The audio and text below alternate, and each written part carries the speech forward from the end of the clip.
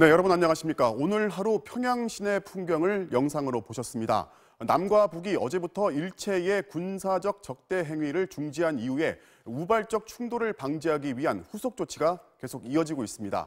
이와 별도로 남북은 오늘 체육회담을 열어서 2032년 하계올림픽 남북 공동 개최 의사를 IOC에 공식 전달하기로 합의했습니다. 그럼 평양에 가 있는 MBC 특별 취재팀을 연결해서 자세하고 생생한 소식 듣도록 하겠습니다. 평양을 연결합니다. 김현경, 박중희 기자. 네, 여기는 평양입니다. 네, 지금 서 계신 곳이 대동 강변이죠? 네, 평양 대동강 양각도에 나와 있습니다. 네, 오늘 서울 날씨는 오랜만에 봄날 같았는데 평양은 어땠습니까? 오늘 낮 기온이 거의 20도에 육박하는 완전히 봄날 같은 날씨였습니다. 지금 밤이 되면서 조금 쌀쌀해지고 있긴 합니다만은 어제보다는 훨씬 푸근해진 날씨입니다. 자, 지금부터 여기에서 박충희 기자와 함께 평양 소식 전해드리도록 하겠습니다. 자, 박충희 기자, 네. 오늘 평양 소식에 앞서서요, 남북 군 당국이 서해 북방 한계선 인근에서 중국 어선의 불법 조업에 대한 정보를 교환하기로 합의를 했습니다. 그러니까 오늘 바로 이제 재개가 된 거죠. 네, 그렇습니다. 그동안 서해상, 특히 백령도나 연평도 부근에선 중국 어선 수백 척이 불법으로 조업을 해왔습니다. 그렇죠.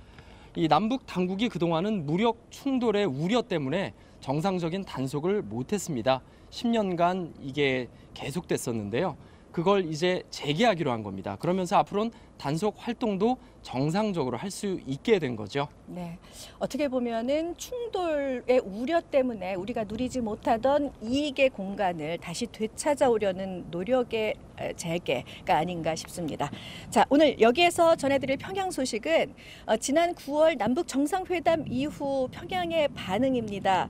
박충희 기자, 그 평양 시민들이 아직도 평양 정상회담에 대한 이야기들을 많이 하더라고요.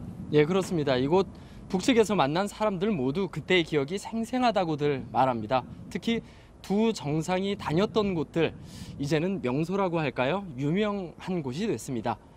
오늘 평양 사람들을 통해서 평양 정상회담 그 후의 얘기를 준비된 영상과 함께 보겠습니다. 늦은 밤 평양 대동강변, 철갑상어를 전시할 만큼 큰 실내 수조를 갖춘 곳, 대동강 수산물 식당입니다. 지난 9월 평양 정상회담 때 남북 정상이 깜짝 만찬을 한 곳으로 유명합니다.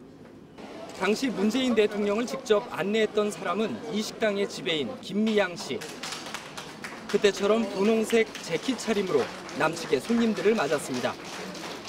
그날 밤은 잊을 수 없는 순간이었다고 합니다. 칠색성어를 좋아하시는 것 같습니다. 아, 그래요? 칠색성어 버전을 얼마나 좋아하시는지. 예, 대동강 수산물 식당 2층에 올라와 봤습니다. 이곳은 지난 9월 남북 정상회담 때 남북 정상 내외가 함께 만찬을 하는 곳입니다. 남북 정상 부부가 나란히 앉았던 자리는 이후 예약이 몰리는 명소가 됐습니다. 수뇌분들이 앉으셨던 위치에 다 앉고 싶다. 이렇게 하면서 여기 다 온단 말입니다. 그렇군요. 네. 유명해졌습니다. 네. 평양 정상회담은 북측 주민들에게도 깊은 인상을 남겼습니다.